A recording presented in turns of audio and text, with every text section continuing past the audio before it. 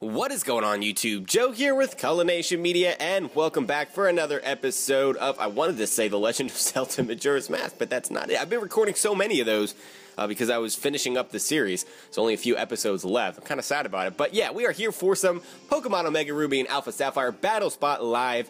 This is episode number 24. Coming into today, we are sitting at a record of 39 and 10 on the series. And last time around, we kind of got screwed over by some power hacks in the first match. The second match, we had just a clink-clank sweep, and it was kind of strange.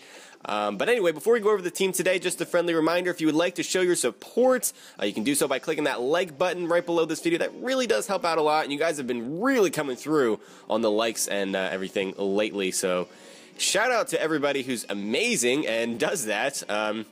What else did I want to say? Oh yeah, if you have any suggestions, you can put that down in the comment section, of course. I always come through to see what people are saying, what sets or Pokemon people are interested in seeing, and seeing if I either have them or if I need to breed them or whatever. So yeah, that is pretty much that. Now, let's take a look at the team. We have Specially Defensive Umbreon, which was a gift from a subscriber, so shout out to you, Mr. TJ, for sending that my way. Then we have a Shift Gear Kling-Clang, Calm Mind Slurpuff with Unburden and Citrus Berry. Then we have a Choice Banded Scizor, which I'm going to bring to this match because I think I want to bring that and Typhlosion because we could get a Flash Fire boost from the Charizard because Typhlosion now has Flash Fire as a legal ability, which is pretty cool. And then last but not least, we have Swords Dance Eviolite Corphish with Adaptability, which hits crazy hard if you manage to get up a free SD. So we got Scizor, Typhlosion, and Slurpuff. I didn't even mention what set that Typhlosion was. It's actually running Charcoal to bluff the choice item, and then we're running HP Grass and Wild Charge. Wild Charge doesn't really do too much on Battle Spot. It's great for hitting like Gyarados and stuff, but it's not really that common, to be honest. The reason that it has Wild Charge was because it's an NU Pokemon, and Mantine is all over the place in NU right now, and they love to switch in on Typhlosions. So they switch in, and then Wild Charge just kills them because it hits them on their weaker, physically defensive side. So Mantine has like base 140 special defense, so yeah, HP Electric even does like absolutely nothing. So that is that. The HP Grass can be very useful if somebody switches in a Swampert, which I always seem to run into on battle spots. What is happening? Okay, that was weird. The screen stayed black for a really long time. But yeah, I always run into Swamperts when I bring Fire types on battle spot. And now that I have something that has HP Grass and isn't choiced, I'm never going to see a Swampert. That's just the rule. That's how it goes. Why is this taking so long? What is happening? Is this just lag? Or, okay, I thought we had a DC or something. I don't think I've ever seen it lag that much. So he's going to lead off with a Shiny Jumpluff. Shiny Jumpluff's model is so amazing. That pink. He looks like a giant cotton candy thing. Bullet Punch might just kill you. U-Turn does kill you. But I might have to be put to sleep, and I don't like that. I'm going to go for it anyway. And he does go for the Sleep Powder. Oh my gosh, Tinsect, thank you so much for avoiding that. This is dead. Yep, goodbye. I was kind of thinking he might have a Focus Sash on that. I wonder what that set was. Sleep Powder Swords Dance, maybe? That is really cool if that's what you were running. And I'm kind of upset that we just killed it so fast. But yeah, so at least we can't be put to sleep anymore. We'll go out into Corphish now because, yeah, Corphish is probably, realistically speaking, the weakest link on the team at the moment. So if he gets killed off, it's not that big of a deal. I still have priority with Bullet Punch and Quick Attack with Scizor at full health, so wasting an Aqua Jet really doesn't bother me too much. We'll see what he wants to go into here. If he has Raichu, he might as well just go into that. And at that point, I kind of wish I would have the Focus Sash, because Crabhammer, I think, is just a straight Oko. Pretty sure. Because Raichu is frail as anything, and Crabhammer from a Corphish actually really hurts things. So, and even if he was Focus Sash, I could then Aqua Jet him afterwards. And he does go into the Raichu, as expected, but because I'm Eviolite, I cannot take a T-Bolt, I don't believe. So, I don't know if I want to take damage on anything else either, so I think we just have to go for Aqua Jet for damage. We're going to let Corphish go down. It's kind of sad, because I really want to see him kill something. Or a couple things. but it just hasn't worked out so far. But Raichu is feral, like I said. This Aqua Jet should do at least 30%. And he has the Fake Out. Okay, so is this completely physical Raichu with... I wanted to say Wild Charge, but that's not the move that they carry. Volt Tackle. I'm assuming that's what he's going to go for here. But we're not taking that either way, so I'm just going to go for the Aqua Jet. And that does almost half, as his balloon is popped. That means nothing because they don't have any ground types. And Corphish is just dead. And he'll be well below half after all that recoil takes place. Poor Corphish. Claudino. Wow, wow, whoa, whoa, whoa. That did so much. That was ridiculous recoil. So now we can kill you with a Bullet Punch. I was thinking I was going to have to come in and go for Quick Attack because he resists the Bullet Punch, but we can just go for it now. Doesn't matter. Might as well go for that Stab. And we'll see what his last Pokemon is going to be here as the Raichu goes down, and all it did was kill a Corphish. So I don't know how impressive that is. That Sleep Powder Mist did matter, though. It really, really did. And his last Pokemon is Xatu, so this thing could have Heat Wave. And I'm kind of tempted to just go into Typhlosion right away. And I think that's what I'm going to do. It's not worth losing this thing if this is offensive Xatu with Heat Wave. So he can't kill me with an Air Slash or a Psychic or a Psyshock anyway. So I'm just going to go into Typhlosion. And he does go for the Air Slash. It's probably the better play, but I did not want to risk it. So now we can just go for, I guess, Flamethrower. So I think Flamethrower might be more powerful, even though Wild Charge is super effective. Just because it's a physical move. Yeah, so we'll go for the Flamethrower, and that does a ridiculous amount of damage. Is that offensive? I feel like that did way too much. And Roman actually survives with 14 HP. And he shows off the lefties, so he's got lefties, but that did way too much. Maybe he's physically defensive. Even still, though, I feel like that did a lot. I don't know what's going on. We'll just finish this off with a Wild Charge, because why not? So that's going to bring our record to 40-10 on the series. That is a 30-game differential, which is pretty cool. Pretty cool. And Typhlosion even survives the recoil from that. Not even bad. Good job, Roman. Good job, Roman. Every time a Typhlosion is on the team, there is hacks. Every single time. And this time it went in our favor because Sleep Powder missed. And I know you can't even really consider Sleep Powder missing hacks because it's got 75% accuracy. So it's like a slightly more accurate Focus Blast. But still. I will take Sleep Powder misses over freaking double Power Hacks, though. So let's go ahead and look for another battle. Because that's what we do. We need at least 2 battles. And that one was kind of short. We're only like 8 minutes into the video. So we are going up against somebody from Japan, from Tokyo.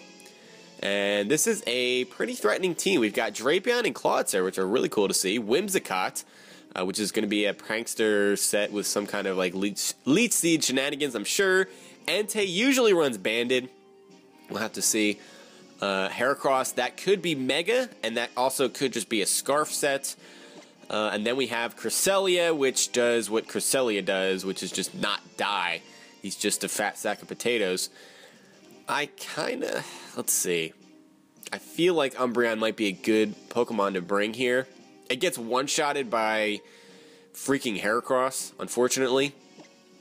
But I might be able to take on that Drapion. I mean, we also take a lot of damage from Moonblast from that Whimsicott, and Moonblast from Crest, so maybe that's not the best choice. Kind of want to bring Typhlosion, because it beats Whimsicott, and it beats Heracross if it's not Scarfed. So that's kind of tempting. We'll bring the Slurpuff, because Slurpuff can actually set up on quite a few of these Pokemon here. So that's good. Of course, Extreme Speed from Entei could ruin our day after we set up, but that's something that we're just going to have to deal with when it comes to that. I guess I'll bring Klinklang as the third Pokemon. So, and that should one-shot Whimsicott with Gear Grind. Still, Entei is a problem, though. But we also have Typhlosion, so if we just don't let it die, if he locks himself into Sacred Fire, we can get a free Flash Fire boost. And that could be exciting.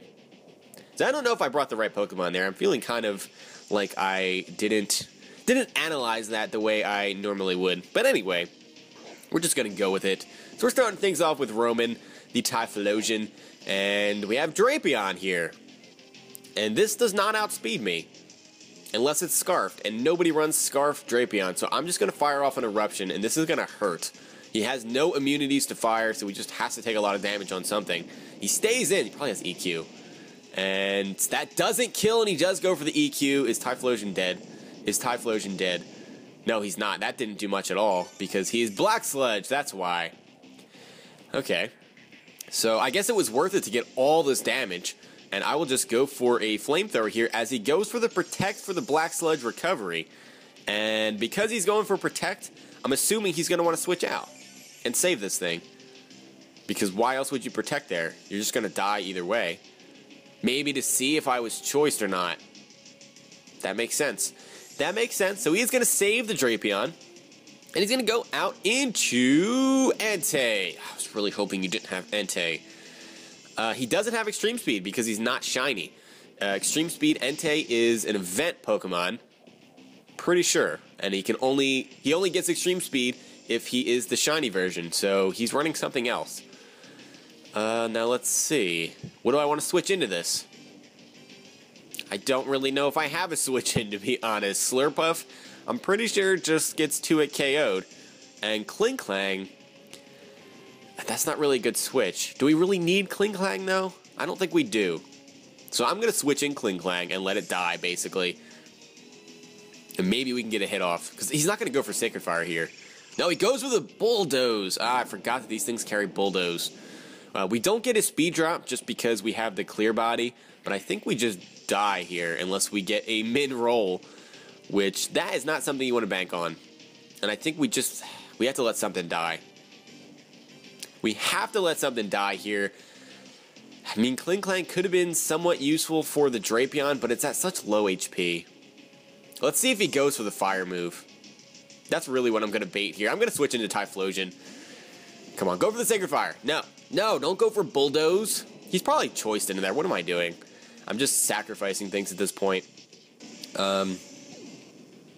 Yeah, I don't know if that was the best play. But we did need to sack something. But we're just going to keep Klinklang around, apparently. So we'll go into Slurpuff. And Bulldoze is not going to be doing much. So, I mean, we could threaten him out with a Surf. I don't know if he thinks that we're going to carry that, because most of these are Belly Drum set. So he's going to switch in... Oh, he's going to switch the Drapion back in, which is fine, because this thing, I don't think... No, he's got Poison Jab. Poison Jab. He couldn't kill Typhlosion with an EQ. So I'm kind of wondering if he can kill me with a Poison Jab at this point. I don't know if it's worth risking it. But he does have EQ for Klinklang, and I'm adamant. So I think I just need to go for a Draining Kiss here. As he goes for the Toxic, I wonder if he doesn't have Poison Jab. He's got EQ, though. I guess just for Steel types that are immune. Draining Kiss is going to take him out. So he had Toxic and EQ, probably had Knockoff. I really figured he would have Poison Jab and go for it there. I was kind of just banking on us surviving one just because of how little EQ did to a Typhlosion. I know Poison Jab gets Stab, but still. Entei's going to come out here, and this thing has to be banded the way he's been switching it in and out. And I'm just going to go for Surf. I don't think he can kill me in one hit. He does. Oh, he has Iron Head. Oh, that's not good. That's not. Don't flinch. Don't flinch. Okay, we're going to eat the Citrus Berry. Don't you dare flinch. Typhlosion died. He got KO'd. No! No. Wait. Don't freak out. We have Unburden, and we ate our Citrus Berry, so this thing is still dead. Oh, I almost just lost my bananas. Are you kidding? With the flinches, this thing gets haxed like there's no tomorrow. Flinches and paras and all kinds of things. It's ridiculous. So Entei's out of the way, and that's fantastic that he just let it die. Because now he has to go into this, which is Prankster, and it doesn't outspeed. Because, yeah, we're just going to Flamethrower you, and you're dead. Pretty sure. So Slurpuff did a thing! Yes! Even though he got hacked, he still did a thing.